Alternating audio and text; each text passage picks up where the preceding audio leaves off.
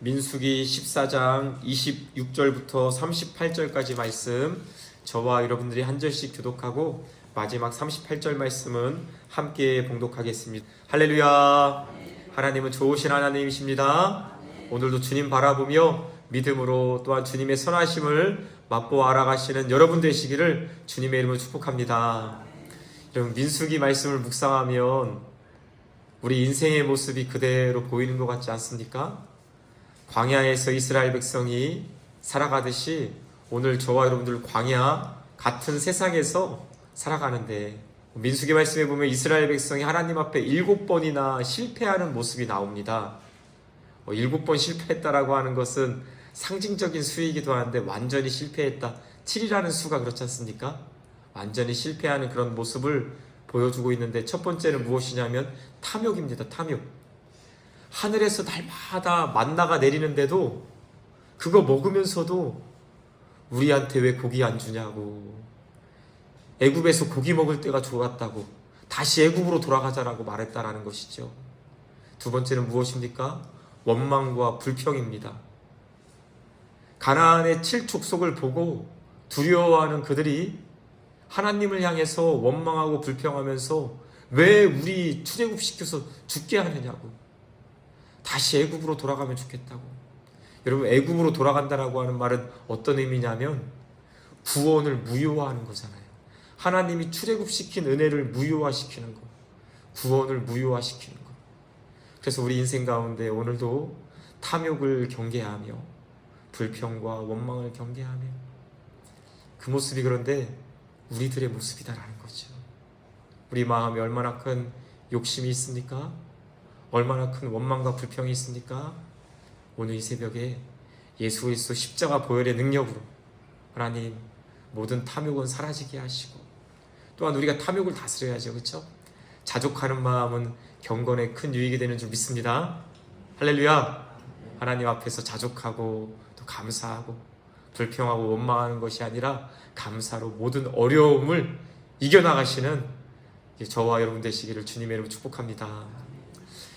여러분들이 생각하는 가장 큰 심판, 우리 이 땅에서 가장 큰 벌은 무엇일까요? 사형을 생각하시는 분도 있을 것입니다. 그런데 우리나라 같은 경우는 실제적으로 사형제를 폐지하진 않았지만 사형을 집행하지 않으니까, 그러니까 어쩌면 무기징역, 그런 것이 세상적으로는 사형, 무기징역, 이것이 큰 형벌이겠지만 성경에서 말하는 가장 큰 형벌은 그런 것이 아닙니다. 하나님께서 이스라엘 백성에게 말씀을 하여 주시는데요. 여러분, 한번 오늘 본문 말씀 27절 말씀 같이 한번 읽어볼까요? 27절 함께 읽겠습니다. 27절 시작. 나를 원망하는 이 악한 회중에게 내가 어느 때까지 참으랴? 이스라엘 자손이 나를 향하여 원망하는 바 그 원망하는 말을 내가 들었노라. 아멘. 모세에게 하나님께서, 여러분, 하나님 속상한 마음 느껴지세요? 어느 때까지 내가 참겠냐? 나에게 원망하는 바 이스라엘 백성을 정말로 내가 그 원망하는 말을 내가 지금까지 들었다. 어느 때까지 내가 참겠냐? 어느 때까지 내가 그들을 품어야 되겠냐? 참, 하나님과 모세의 관계가 참 특별해요. 그렇죠? 모세도 이스라엘 백성이 돌을 들어서 치려고 하니까 하나님 앞에 엎드리고, 하나님도 내가 어느 때까지 참아야 되냐? 그래서 하나님께서 모세를 향해서 모세는 나의 친구다라고 말씀하시지 않습니까? 예수님께서도 오늘 저와 여러분들을 향해서 너희는 나의 친구다라고 말씀하시는 줄 믿으시기 바랍니다. 친구는 무엇인가요? 서로 마음을 알아가는 사이잖아요. 우리 교회에도 좋은 친구분들이 계세요. 지금 이 자리에도 참 좋은 친구분들이 계시는데, 보면은 서로가 서로의 입장을 알고 서로의 마음을 알고, 오늘 저와 여러분들이 주님의 마음을 알고 주님도 우리의 마음을 알아서 정말 아주 친밀한 교제를 나누시는 저와 여러분 되시기를 축복합니다. 하나님께서 모세에게 내가 언제까지 이스라엘 백성을 참을까? 라고 말씀하시면서 28절에서 이렇게 말씀하십니다. 그들에게 이르기를 여호와의 말씀에 내 삶을 두고 맹세하노라. 너희 말이 내 귀에 들린 대로 내가 너희에게 행하리니. 아멘. 하나님이 이스라엘 백성의 말을 듣는 대로 너희에게 행하겠다라고 말씀하세요. 여러분, 두려운 말씀이지 않습니까? 우리가 불평하면 불평하는 말대로 하나님께서 행하시겠다라고 말씀하세요. 그럼 반대로 힘든 상황 가운데서도 하나님을 믿고 감사하며 하나님께서 어떻게 행하시겠습니까? 감사하는 대로 행하실 줄 믿으시기 바랍니다. 작은 감사라도 감사하십시오. 불평하는 것이 아니라 감사하십시오. 감사의 제목이 더욱 넘치게 될 줄 믿습니다. 나는 부족하지만 나의 연약함을 보면서 왜 그래 그러는 것이 아니라 하나님의 크심을 보면서 감사하시기 바랍니다. 하나님께서 감사하는 대로 감사의 제목을 더욱 넘치게 하실 줄 믿습니다. 하나님께서는 말을 통해서 우리의 믿음대로 역사하신다라는 것이죠. 믿는 자에게는 능히 하지 못할 일이 없는 줄 믿습니다. 내가 강해서가 아니라 하나님이 그 믿음을 보시고 믿음대로 역사하시니까 오늘 이 새벽에 기도하실 때 하나님, 저의 입술에 불평과 원망이 아니라 감사가 넘치게 하시고 하나님 일하시는 감사의 일들을 바라볼 수 있도록 인도하여 주시옵소서. 오늘도 우리의 입술에 파수꾼을 세우시고 정말 하나님께 끝까지 감사하시는, 끝까지 주님을 의지하시는 우리 모두가 되시기를 간절히 소망합니다. 29절 말씀 우리 같이 한번 읽어볼까요? 29절 함께 읽겠습니다. 시작. 너희 시체가 이 광야에 엎드려질 것이라. 너희 중에서 20세 이상으로서 계수된 자 곧 나를 원망한 자 전부가. 하나님의 심판의 말씀이 이제 드러나게 되는데요. 너희 중에 20세 이상, 말씀 보세요. 나를 원망한 자 전부가 어떻게 되냐면 광야에서 죽게 될 것이다. 그런데 너희들이 그렇게 했지 않냐? 하나님 왜 나를 이 땅으로 인도해서 죽게 했느냐? 너희들이 그렇게 말하지 않았냐? 그 말대로 20세 이상은 다 죽게 될 것이지만 너희들이 보기에 아무것도 아닌 유아들, 어린아이들은 가나안 땅에 들어가게 될 것이다. 할렐루야. 어린아이들은 가나안 땅에 들어가게 될 것이다 라고 말씀하세요. 말한 대로 된다라는 것이죠. 그러면서 하나님께서 말씀하시는 그 큰 형벌이 나오는데요. 33절 말씀 우리 같이 한번 읽어봅시다. 33절 함께 읽겠습니다. 시작. 너희의 자녀들은 너희 반역한 죄를 지고 너희 시체가 광야에서 소멸되기까지 40년을 광야에서 방황하는 자가 되리라. 아멘. 너희들의 죄로 말미암아 너희들은 광야에서 죽게 될 것이고, 그렇다면 너희 유아들은 20세 이하의 어린이들은 어떻게 된다라는 것입니까? 40년 동안 광야에서 방황하는 자가 될 것이다 라고 말씀하세요. 성경에서 말하는 가장 큰 형벌은 바로 방황하는 것입니다.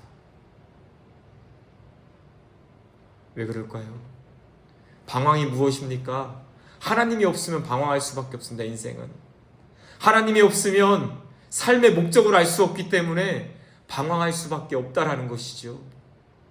광야에서 방황하는 인생이 얼마나 큰 형벌인지 오늘 하나님께서 말씀하시지 않습니까? 오늘 동일한 말씀을, 비슷한 말씀을 창세기 4장에서도 말씀하세요. 창세기 4장 우리가 잘 알고 있는 가인과 아벨의 이야기거든요.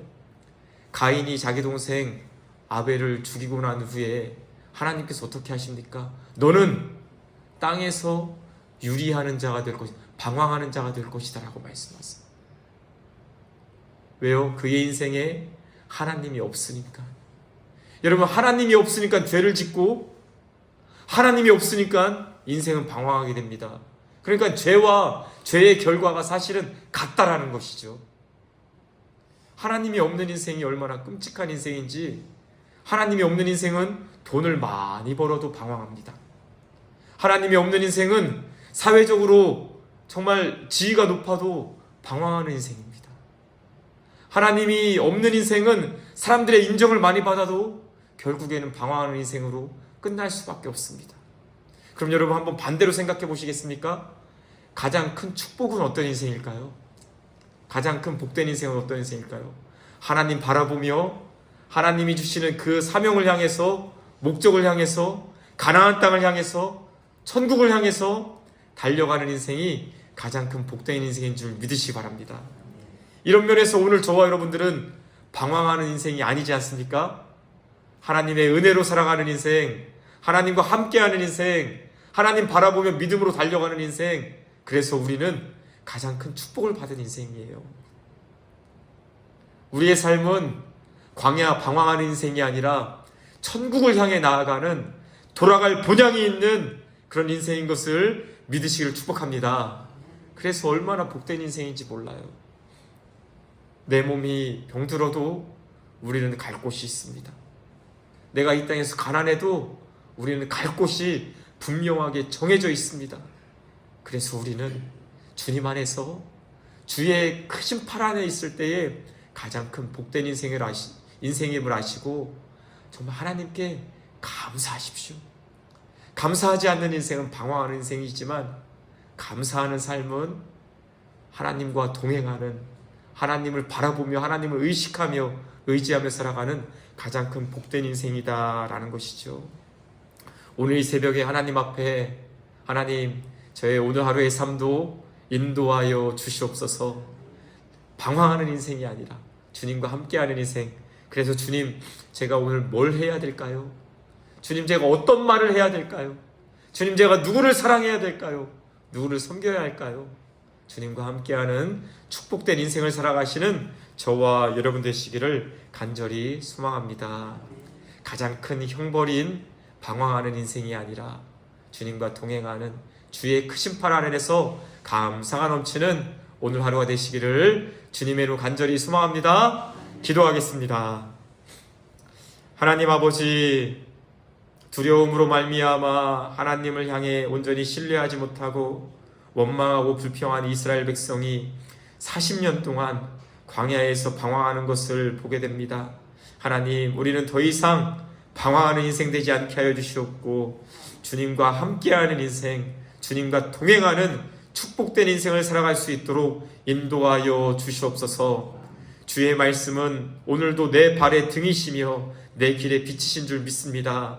어두움 가운데 있다 할지라도 나아가야 할 바를 밝히 보여주시고 주님께서 인도하시는 대로 순종하며 말하고 행동하는 주의 백성들, 주님과 함께하는 백성들 될 수 있도록 하나님 은혜 더하여 주시옵소서. 감사드리며 예수님의 이름으로 기도드리옵나이다. 아멘. 찬송가 405장입니다. 405장 우리 함께 찬송하신 후에 선포된 말씀 붙잡고 오늘도 주님과 함께하는 큰 복을 누리는 삶이 되게 하여 주시옵소서. 기도하시기를 부탁드립니다.